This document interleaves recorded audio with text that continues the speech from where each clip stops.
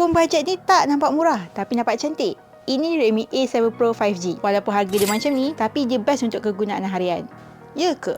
Saiz skrin dia 6.9 inci dengan refresh rate dia 120Hz. Keistimewaan phone ni, bateri dia 6000 mAh. Jadi kalau untuk guna harian, untuk berborak ke, layan social media ke, sampai nak tengok video, masih lagi boleh tahan tanpa perlu charge. Dari segi prestasi, ia guna proses octa-core processor. RAM dan storage dia 8GB dan 128GB. RAM dia ada penambahan secara virtual. Jadi untuk kegunaan harian ke dan nak switch antara aplikasi, memang sangat lancar dan laju. Sepatutnya lah. Lagi-lagi sebab dia guna sistem Xiaomi HyperOS.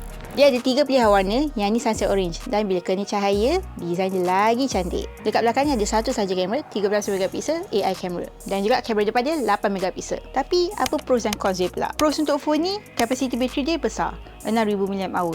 Skrin dia besar. Kalau korang ni jenis minat phone yang bersaiz besar, yang ni memang sesuai. Phone ni harga dia sangat murah. Sekarang cons dia pula. Bezel bawah ni sangatlah tebal. Skrin dia besar tapi pakai IPS LCD.